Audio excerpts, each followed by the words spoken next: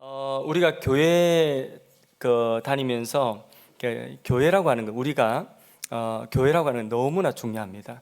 그래서 아파트에 우리 저기 반도 유보라 하고 유성 한내들하고 우리 여기 LH 아파트 SK 주변에 있는 아파트 우리 성도님들 가정에 신방을 가보면 교회가 이렇게 바로 보이는 그런 가정들도 있어요.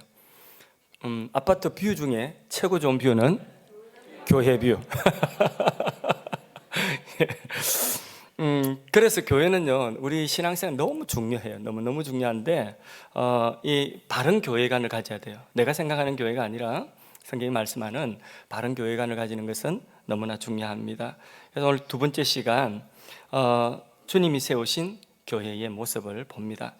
교회는 베드로의 신앙 고백, 마태복음 16장 17절, 우리 교회론 첫 번째 시간에 베드로가 가이사랴 빌립보에서 주는 그리스도시요 살아계신 하나님의 아들이십니다 고백하니까 내가 이 반석 위에 내 교회 세우겠다고 예수님이 약속하셨죠. 그런데 예수님이 약속하신 이 교회가 언제 가시적으로 창설되어질까요? 언제요? 약속하신 이 교회가 언제 주님이 눈에 드러나게 가시적으로 그렇게 창설하시고 세우셨을까요? 그렇죠. 사도행전 2장에 갔어야 성령이 임하시고 그리고 교회가 세워지는데, 그 성령 충만을 받은 베드로가 예루살렘 한복판에 서서 설교를 하니까 그 설교를 듣고 하루에 3,000명, 5,000명이 회개하고 막 돌아오면서 교회가 든든하게 세워져 갑니다. 그런데 그때의 베드로가 설교한 설교가 3,000명, 5,000명씩 막 회개하는 이런 설교가 내용이 어떤 내용이 있는가?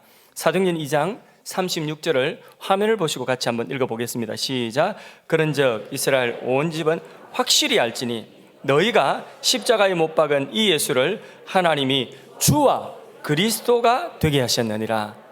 자, 보십시오. 여러분, 베드로가 이전에 고백한 신앙의 고백, 그 교회에 내 교회 세운다고 했죠. 주님이 성령 보내셔서 사도행전의 교회가 세운 베드로의 설교를 통하여서 많은 사람들이 돌아와서 교회가 창설되어지며 굳건하게 세워져 가는데, 그 베드로의 설교 내용과 이전에 베드로가 신앙 고백한 내용이 같습니까? 다릅니까? 같아요. 어떤 내용이냐? 예수가 그리스도시요 예수가 주라는 이 고백입니다. 이 설교입니다. 고백과 설교가 같습니다. 그래서 바로 예수가 주요 예수가 그리스도라는 이 신앙의 터 위에 교회가 이제 세워지는데, 초대 예루살렘 교회의 원형의 모습, 주님이 최초에 세우신 교회의 신약교회의 원형의 모습을 오늘 본문을 통하여서 함께 보겠습니다. 오늘 본문은 크게 두 대지입니다. 크게 두 대지인데 큰 대지 하나, 그 밑에 1, 2, 3, 4 그래서 네 가지가 소대지가 들어가고요. 두 번째 대지, 그리고 두 번째 대지에 1, 2 이렇게 맵을 드립니다. 이렇게 친절한 설교자를 보셨습니까? 머릿속에 그리시면서 이제 보겠습니다. 먼저 주님이 세우신 교회의 네 가지 모습입니다. 자, 첫째는 뭐냐 하면 가르침, 사도들의 가르침, 한마디로 말씀과 양육의 공동체였습니다. 42절에 보면 그들이 사도의 가르침을 받아 말씀했습니다. 모두가 사도의 가르침에 헌신했다는 뜻입니다. 가르침대로 떡도 떼고, 가르침대로 교제도 하고, 가르침대로 봉사도 하고, 나누고 섬기고, 그러니까 가르침대로 이것저것 힘을 썼다는 것입니다. 그래서 힘쓰다 하는 이런 단어가 나오는데, 그들이 사도의 가르침을 받아 이것저것 하면서 힘쓰니라, 힘쓰다, 이거는 원래 원어를 보면 계속해서 하다, 계속, 그 다음에 부지런하게 열심을 내어서 하다, 이런 뜻이거든요. 모두가 사도에게 계속해서 가르침을 받고 부지런하게 가르침을 받고, 그리고 그 가르침을 받은 대로 열심을 내어서 이것도 하고 저것도 했다는 것입니다. 이것은 마태복음 28장 마지막 절에 예수님이 지상명령으로 제자들에게 남겨주신 지상명령, 마태복음 28장 20절에 예수님 뭐라고 하면 내가 너희에게 분부한 모든 것을 가르쳐 지키게 하라. 이 지상명령에 대한 순종이기도 한 것입니다. 자, 이처럼 초대 처음 이제 예루살렘에 성령을 체험한 교회가, 주님이 세우신 교회가 탄생했는데, 그 성령을 체험한 이 교회는 말씀을 바로 가르치고 그리고 말씀을 배우는 일에 열심을 내었다는 것입니다. 오늘 교회도 마찬가지입니다. 말씀을 바로 가르치고 말씀을 배우는 일에 열심을 내어야 하는 것입니다. 성령은 진리의 영이기 때문에 말씀을 우리에게 가르칩니다. 또 성령은 그리스도의 영이기 때문에 그 가르치는 말씀 속에 무엇이 중심이냐? 예수 그리스도가 중심인 것입니다. 그래서 예수님이 죽으심과 예수님의 부활하심과 예수님의 말씀하심, 그것을 생각나게 하시고 그것을 지키게 하는, 그게 교회가 첫 번째 사도들의 가르침을 받아서 그렇게 교회가 말씀으로 양육되어지가는 말씀의 공동체, 양육의 공동체, 이게 교회의 모습인 것입니다. 그런데 우리가 여기서 주의해야 되는 것은 뭐냐면, 분명히 알아야 되는 것은 하나님이 말씀을 각 사람 한 사람 한 사람에게 직통 계시로 주는 게 아니에요. 어떤 경로를 통해 주시는, 하나님이 사도를 세우셨고 그 사도의 가르침을 받도록 하신 거예요. 그 사도의 가르침을 받아서 그 가르침대로 이것도 하고 저것도 하더라. 그 가르침을 받아서 친교도 하고 또 교제도 하고 봉사도 하고 또 나머지 모든 일들을 힘쓰더라는 것입니다. 그러니까 이 원리를 우리는 알아야 돼요. 그래서 인간 말씀을 가르치는 인간 교사는 연약하고 부족하지만은 하나님께서 교회마다, 주님이 세우신 교회마다 하나님이 그 은혜의 계통을 주시고 은사의 계통을 주셔서 그 은혜의 계통을 따라서 가르치게 하시고 배우게 하시고 그대로 이것도 하고 저것도 하도록 하신 거예요. 내가 하고 싶은 대로 이것도 하고 저것도 하는 것이 아니라는 거예요. 그게 바로 교회의, 주님이 교회를 세우시는 원리라는 것을 우리가 바로 알아야 되는 것입니다. 배워야지 성장하죠. 배운 대로 순종할 때에 성숙, 성화를 이루어갈 수가 있습니다. 그래서 예배를 통한 가르침, 양육을 통한 가르침, 우리 교회는 새가족반에서 또 멘토링, 제자훈련 이런 과정들이 있습니다.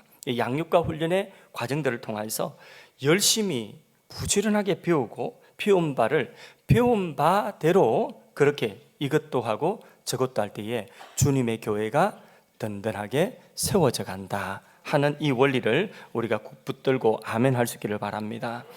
두 번째, 주님이 세우신 교회는 예배하는 공동체였습니다. 말해 무엇이겠습니까? 교회에서 예배 빼면 그게 교회겠습니까? 교회에서 제일 중요한 예배라고 할 수 있는 것 아니겠습니까? 그래서 교회는 무조건 예배에 성공해야 되고 예배가 은혜가 넘쳐야 되는 것입니다. 예배가 살아나야 되는 것입니다. 그래서 하나님의 영광과 임재가 함께하는 그런 예배, 사도행전에 오늘 읽은 본문 42절에 저희가 떡을 떼며 기도하기를 힘쓰니라 했는데, 이때에 떡 떼는 것도 그냥 먹는 게 아니에요. 그냥 식당에 밥 먹는 게 아니라 이 떡을 뗀다는 것도, 기도한다는 것도 다 뭐냐? 예배의 의식이었어요. 떡을 뗀다는 건 무엇이었을까요? 성만찬, 성찬식이에요. 그 다음에 또 기도한다는 것, 이것도 기도예요. 그러니까 교회는 주일 예배뿐만 아니라 또 성찬식과 그리고 기도회, 새벽 기도회, 밤 기도회, 이런 모든 예배를 통하여서 살아나야 돼요. 예배 와서 우리가 살아나야 돼요. 예배의 은혜를 못 받으면 예배가 깨어지면 모든 것이 삶이 깨어진다는 것을 우리가 알고, 예배의 성공이에요. 교회는 예배하는 공동체예요. 그런데 주님이 세우신 교회의 예배는요, 두 가지 정서가 공존해야 돼요. 두 가지가 같이 가야 돼요. 어떤 두 가지냐? 주님이 세우신 이 초대 예루살렘 교회의 예배 분위기를 잠깐 엿볼 수 있는 구절이 오늘 읽은 본문에 나와요. 43절의 예배 분위기를 보면 43절에 사람마다 두려워하는데, 이런 표현이 있죠. 46절로 넘어갑니다. 색깔 있는 부분을 보면 기쁨과 순전한 마음으로, 요약하면 이겁니다. 하나님을 두려워하는 경외함이 예배 가운데 있어야 돼요. 또 하나는 뭐냐 하면 은혜의 기쁨이 있어야 돼요. 이 두 가지가 함께 가는 예배. 그래서 초대교회의 예배 분위기는 바로 이런 분위기였어요. 히브리서 12장 28절이 이것을 잘 설명하고 있습니다. 히브리서 12장 28절 같이 한번 읽어보겠습니다. 그러므로 우리가 흔들리지 않는 나라를 받았은즉 은혜를 받은 자, 경건함과 두려움으로 하나님을 기쁘시게 섬길지니. 예, 은혜를 받자 이로 말미암아 경건함과 두려움으로 두 가지 나오죠. 예, 경건함과 두려움으로 하나님을 기쁘시게 하자. 경건함, 두려움, 하나님을 기쁘시게 하는 것, 이 두 가지입니다. 그리스도의 구속의 은혜를 받아서 우리 안에 기쁨이 있지만은 그러나 예배가 가볍고 무리한 예배가 되면 안 됩니다. 거기는 두려움, 경건함이 있어야 되는 거죠. 아직 우리는 완전한 구원에 이르지 못하였고, 또한 하나님은 여전히 거룩하신 하나님이시기 때문에 예배자리에 나와서 거룩함, 이 하나님을 경외하고 두려워하는 마음을 우리가 가져야 되고, 또 하나는 그럼에도 불구하고 하나님 우리를 사랑하시는 그 구원의 기쁨이 예배 가운데 있어야 되는 것입니다. 우리 모두 이런 예배에 성공하는 예배 공동체가 되기를 간절히 소망합니다. 세 번째로 주님이 세우신 교회의 모습은 교제, 코이노니아입니다. 44절에서 46절까지 말씀을 다 함께 읽어보겠습니다. 시작. 믿는 사람이 다 함께 있어 모든 물건을 서로 통용하고 또 재산과 소유를 팔아 각 사람의 필요를 따라 나누어 주며 날마다 마음을 같이하여 성전에 모이기를 힘쓰고 집에서 떡을 떼며 기쁨과 순전한 마음으로 음식을 먹고. 예, 이 모습, 함께 모여서 떡을 떼고 이 친교를 나누고 또 함께 물건을 통용하고 서로 나누고 하는 친교와 이 나눔이, 그것이 교제, 코이노니아인데, 그건 단순히 성도들 간에 같이 이야기하고 같이 밥 먹는 그 수준이 아니라 그 속에 뭐가 있냐면 그 나눔 속에 성령의 교통하심이 있다는 거죠. 그래서 우리가 사도신경 신앙 고백할 때에 성령을 믿사오며 거룩한 공교회와 그 다음에 뭐죠? 성도가 서로 교통하는 이 성도의 교제, 코이노니아 속에 뭐가 있느냐? 성령님이 교통하시고 일하신다는 것입니다. 그 속에 성령님이 운행하시면서 성령님이 일을 하신다는 것입니다. 성령의 교통. 그래서 우리는 모여서 하나님 앞에 예배를 드릴 뿐만 아니라 또 이제 더 나가서 코이노니아 교제의 자리로 나가야 되는 것입니다. 모여서 뭐 하느냐? 모여서 히브리서 10장 24절에서 25절 말씀을 다시 한번 보겠습니다. 자, 서로 돌아보아 사랑과 선행을 격려하며 모이기를 피하는 어떤 사람들의 습관같이 하지 않고 오직 그날이 가까운 볼수록 더욱 그리하자 했습니다. 모여서 뭐 하느냐? 모여서 은혜를 나누고 말씀과 기도를 나누고 마음을 나누고 그리고 물질도 함께 나누고 기쁨과 고통을 함께 나누는 그런 것. 성령이 그 가운데서 하나 되게 하심을 지켜나가고 서로 사랑하는 공동체가 되게 하시는 것입니다. 로빙크라고 하는 신학자가 있는데 이분이 예수는 어떤 공동체를 원했느냐 유명한 책입니다. 이 책의 핵심 내용이 뭐냐 하면 본당, 다시 말해서 예배당 공동체, 본당 예배당 공동체, 이거는 예배하는 공동체예요. 여기서 어디로 나가야 되냐면 서로 공동체로 나가야 된다. 이 책의 요지인데, 예배만 잠시 들어가는 것이 아니라 서로 알아가고 서로 짐을 지고 서로 위해서 기도하고 서로 말씀을 나누고 서로 죄를 고백하고 서로 용서하고 서로 존경하고 서로 섬기고 위로하고 서로 권면하고 이렇게 서로의 공동체가 되어야 된다. 그래서 예배하는 공동체에서 어디로 나가야 된다고요? 서로의 공동체로 나가도록 하는, 이것이 바로 교회의 예수님이 원하시는 교회 공동체의 모습이다. 베드로전서 1장 22절을 같이 한번 읽어보겠습니다. 너희가 진리를 순종함으로 너희 영혼을 깨끗하게 하여 거짓이 없이 형제를 사랑하기 이르렀으니 마음으로 뜨겁게 서로 사랑하라. 일단 진리의 말씀에 순종하는 게 필요해요. 진리의 말씀에 순종하는 교제가 되어야 돼요. 그냥 사교 모임이 아니라.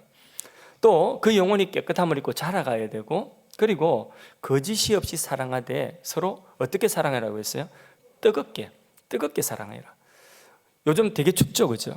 엄청나게 추운데 이 추울 때에 뜨겁고 따뜻한 거 다 좋죠. 국물도 따뜻한 거 너무 좋죠.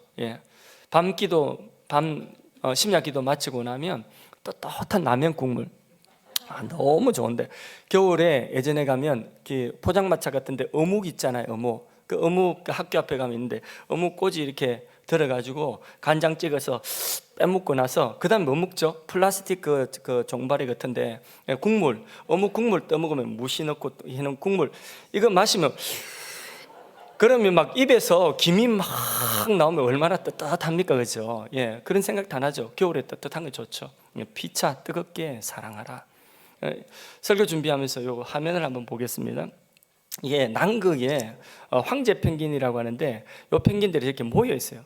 영하 수십 도 내려가는데 얘들이 모여가지고 얘들도 아무리 펭귄이지만은 떨어뜨려 놓으면 추워서 얼어 죽나 봐요. 그래서 모여가지고 있는데 그 가운데에 들어가가지고 있는 저놈들이 따뜻해지는 거예요. 옆에서 끌어안고 막 모여 있으니까. 근데 이게 요대로 있으면 바깥에 놈이 추워서 또 얼잖아요. 그러니까 얘들이 가만히 있지 않고 계속 움직이는데 돌아서 안에 있던 놈이 좀 데펴지면 밖으로 나오고, 그리고 밖에서 데펴주던 애가 또 안으로 조금씩 들어가. 이 계속해서 도는 허들링. 그래서 펭귄의 허들링. 이렇게 해서 그 추운 겨울을 얘들이 난다는 거죠. 그렇게 이게 뭐냐? 날씨가 안 추워서가 아니라 이게 따뜻한 것이죠. 이게 교회는 이런 교제와 나눔, 코이노니아를 통하여서 서로의 공동체, 예배의 공동체에서 서로의 공동체로 나아가야 된다. 이게 주님이 세우신 교회의 모습이었다는 거죠. 마지막 네 번째로 전도하고 선교하는 공동체, 그런 교회라는 거죠. 사도행전 2장 47절 말씀을 합독해서 읽어보겠습니다. 하나님을 찬미하며 또 온 백성에게 칭송을 받으니 주께서 구원받는 사람을 날마다 더하게 하시니라. 구원받는 사람이 날마다 더하여가는 이런 공동체. 그런데 주체가 있어요. 주께서, 이게 주님이 하신다는, 주님이 영혼을 보내시고 주님이 영혼을 살리신다는, 전도와 선교는 주님이 하십니다. 아멘이십니까? 근데 그 뒤에 주께서, 그 다음에 온 백성에게 칭송을 받으니, 이런 말씀이 있죠. 그럼 요거는 누구 몫이에요? 온 백성에게 칭송받는 건 누구 몫입니까? 그건 우리 몫이에요. 교인들 몫이에요. 예. 어디 나가서 요거도 먹어들 일 하지 않고 칭찬받을 일 하는 것이죠. 말보다 중요한 것은 뭐냐? 우리의 얼굴입니다. 우리의 얼굴 표정이, 그것이 은혜로운 표정. 말보다 중요한 게 우리의 사람됨입니다. 예. 그게 최고의 전도지라는 거죠. 칭송을 받고, 그럴 때에 주께서 구원 얻는 사람들을 날마다 더하게 하시더라. 더하게 하시더라 하는 요것도요, 미완료형이에요. 미완료형이라고 하는 뭐냐면, 성경의 미완료, 이 헬라어의 미완료형이라고 하는 것은 그것이 계속 진행된다는 거죠. 끝난 것이 아니라 계속 진행되더라는 거죠. 오늘로 말하면 이래요. 교회에 새신자들이 계속해서 이번 주에도 오고 다음 주에도 오고 계속해서 와서 등록하고 찾아오고 그렇게 하더라는 것이죠. 이것이 교회의 건강한 모습이랍니다. 더 나아가서 이 생명의 역사가 어디로 가느냐? 경계를 넘어갑니다. 예루살렘이라고 하는 경계를 넘어서 온 유대라고 하는 경계를 넘어서 절대로 그들이 넘을 수 없다고 생각했던 사마리아의 경계를 넘어가는 거지. 그리고 마지막에는 어디로 경계를 넘어갔냐? 이방인, 이거는 도무지 안 된다는, 도무지 넘을 수 없는 이방인의 벽을 또 넘어가는 거죠. 이게 뭐냐? 선교라고 하는, 선교. 교회는 이렇게 생명의 역사가 가까운 데서부터 먼 곳에 이르기까지 그 생명의 역사가 계속 더하여져 가는, 이게 끝난 것이 아니라 계속 진행, 더하여져 가는 그런 교회. 자, 정리합니다. 첫 번째 대지를 정리하자면 주님 세우신 교회의 모습 네 가지입니다. 가르침, 예배, 그 다음에 교제, 선교거든요. 근데 이 넷은 대상과의 관계가 있어요. 자, 가르침은 이 사도의 가르침을 받는 거거든요. 사도의 가르침을 받도록 하기 위해서 이 사도와의 대상과의 이 신뢰관계. 두 번째는 뭐냐 하면 이 예배죠. 예배는 누구를 대상으로 하죠? 하나님을 대상으로 하는 거죠. 대상이 있다는 거예요. 교회의 네 가지 모습은 다 대상이 있어요. 그 다음에 교제, 코이노니아는 누구를 대상으로 하는 거예요? 서로를 대상으로 하는 거예요. 그 다음에 전도와 선교는 누구를 대상으로 하는 거죠? 교회 밖에 있는 영혼들, 그들을, 세상을 대상으로 하는 것입니다. 이 관계가 이렇게 돼 있다는 거죠. 그래서 교회의 이 네 가지 모습은 예수님의 명령이에요, 명령. 이거는 이 교회가는 우리의 기호와 우리의 성향에 따라 선택할 수 있는 것이 아니에요. 그런 문제가 아니라 각자의 생각이나 각자의 신념에 따라 주장할 수 있는 그런 내용도 아닙니다. 이것은 주님이 성경을 통하여서 우리에게 보여주신 교회의 모습, 그러므로 우리는 이것을 따라야 되고 순종해야 되는 거죠. 이 네 가지 영역에서의 순종이 이루어질 때에 우리는 온전한 순종이 이루어진다, 이렇게 말할 수가 있는 것입니다.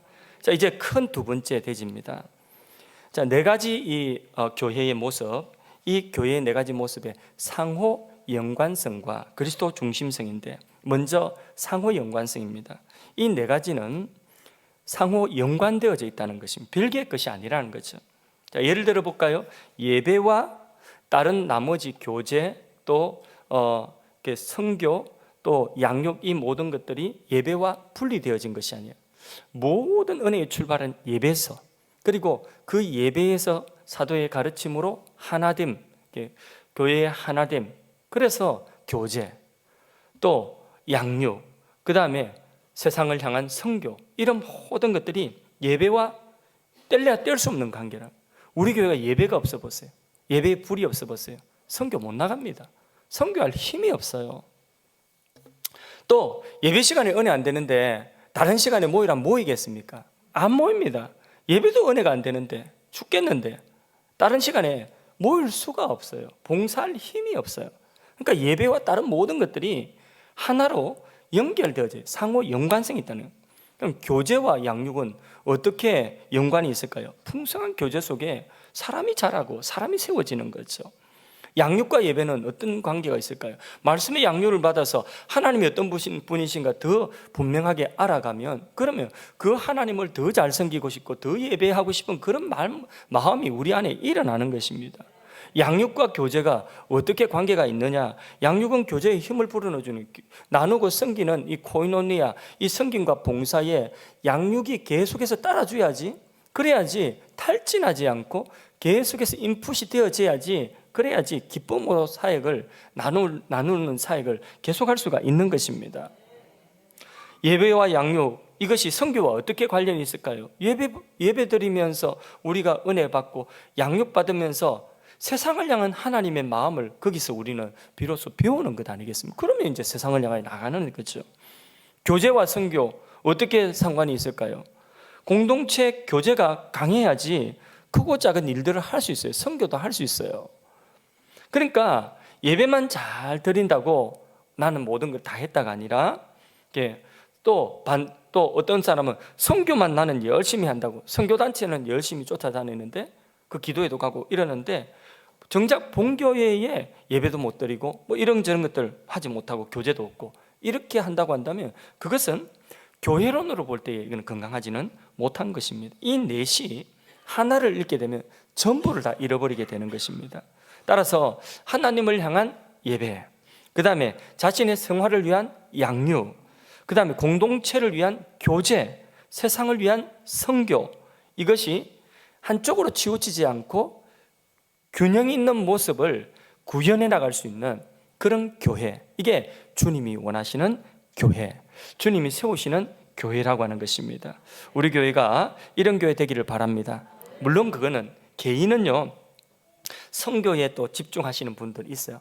또 개인은요 또 뭐 양육에 집중하시고 뭐 교제, 이런 개인의 어떤 취향이나 이런 부분들은 있을 수 있어요. 그러나 그 개인들이 모여서 이제는 선교를 열심히 하시는 분은 그 선교 열심히 할 수 있도록 그렇게 하고, 또 다른 부분이 열심히 하면 다른 부분이 열심히 할 수 있도록 해서 교회는 균형을 잡아가야 된다는 거죠. 개인은 어느 정도 이게 조금이라도 본인이 조금 더 관심 가지는 영역이 있을 거거든요. 그러나 교회는 이런 중심을 잡고 이 땅 가운데 주님이 원하시는 교회의 모습을 구현해 나가야 된다. 서로 연관성이 있다. 그런데 정말 중요한 건 마지막 결론과 같은 것입니다. 이런 모든 교회의 모습, 이 교회의 모습을 갖추고 있다 할지라도 이거 없으면 안 돼요. 이게 있어야 돼요. 그게 뭐냐? 그리스도 중심이라는 거예요. 다시 말해 예수 중심이 돼야 된다는 거죠. 그래서 우리가 열심히 한다고만 되는 것이 아니라 항상 우리의 중심에 예수님이 계셔. 예수님 중심으로 열심히 해야 되는 거죠. 지난주 말씀처럼 우리가 그리스도 그리스도의 죽으심을 생각하는 거기서 그리스도의 사랑의 강건함을 입어서 예배드리고 교제하고 그리고 선교하고 그리고 양육받는 거예요. 그래서 예배의 중심은 예수 그리스도, 그분을 드러내고 그분의 공로로 하나님 앞에 서는 것입니다. 양육의 중심도 예수 그리스도, 배우고 훈련하고 닮아가야 되는 표대가 누굽니까? 예수님 아닙니까? 그죠? 또 교제의 중심도 역시 마찬가지. 우리가 다 다른 사람들이 같은 뜻, 같은 마음, 그리고 같은 말을 하면서 달려갈 수 있는 유일한 근거는 뭘까요? 중심이 네 중심이 되고 네 중심이 되고 뭐 이 사람 저 사람 중심 되면 안 되고, 중심이 예수님 중심이 되라. 예수님 중심으로 우리가 하나가 모아지면, 그러면 다 다른 사람들이 다 다른 생각을 가지고 있는 사람들이랄지라도 예수님 중심으로 모아질 때에 우리는 하나 될 수가 있는 것입니다. 그래서 교제가 깨어지는 데는 항상 무엇이 있느냐? 예수님 중심이 아니라 거기에서 이 사람 저 사람이 자기 중심이 되어서 자기 중심이 삐져나오면 교제가 깨어지는 거예요.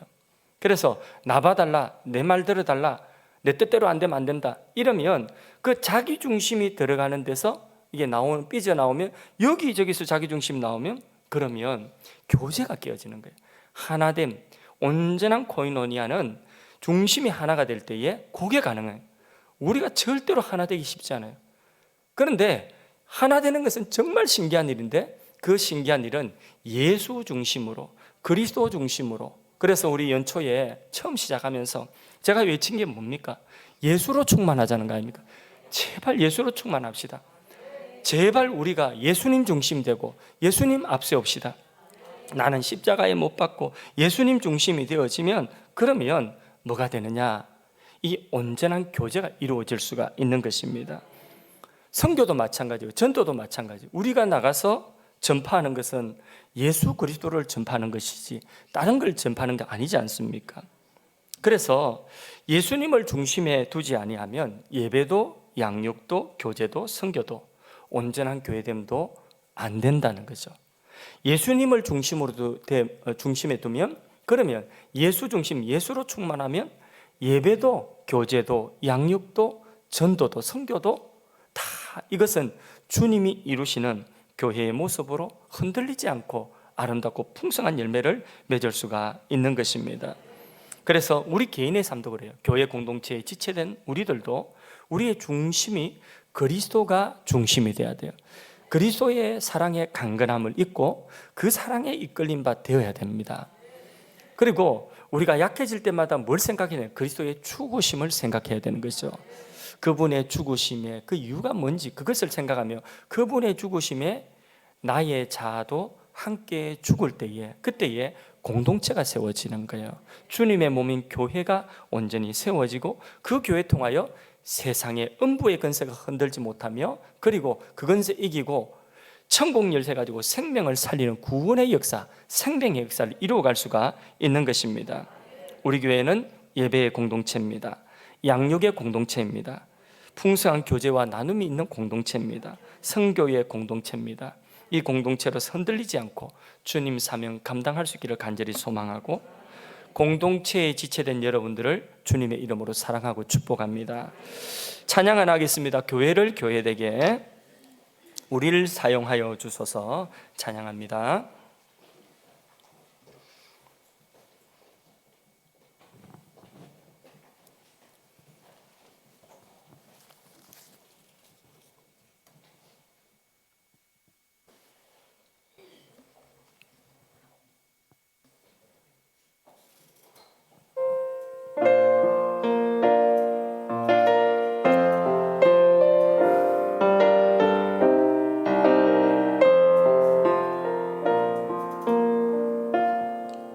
우리에게 소원이 하나인데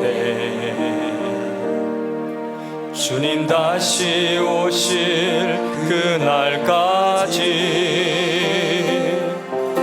우리 가슴에 새긴 주의 십자가 사랑 나의 교회를 사랑케 하네.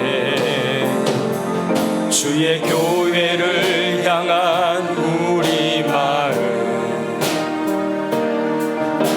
희생과 포기와 가난과 고난 하물며 죽음조차 우리 막을 수 없네. 우리 교회는 이 땅의 희망 교회를 교회되게 예배를 예배되게 우릴 사용하소서. 진정한 부흥의 날 오늘 임하도록 우릴 사용하소서.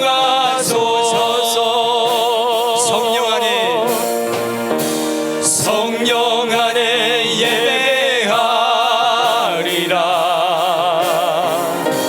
자유의 마음으로 사랑으로 사역하리라. 교회는 생명이니 교회를 교회되게 예배 예배되게 우릴 사용하소서. 진정한 부흥의 날 오늘 임하도록 우릴 사용하소서. 다시 한번 교회를 교회되게 교회를 교회되게 예배를 예배되게 우릴 사용하소서. 진정한 부흥의 날 오늘 임하도록 우릴 사용하소서. 말씀 붙드시고 우리 이런 공동체, 이런 교회 되도록 기도하시고, 나도 그리스도의 중심으로 이런 교회의 지체로서 주님의 몸된 교회의 한 부분 주님 세워져 나갈 수 있는 은혜를 다하여 주시옵소서. 우리 교회 통하여 하나님 이루실 하나님의 그 계획들을 남김없이 이루어 주시옵소서. 그렇게 우리 한번 이 시간에 합심해서 기도하도록 하겠습니다.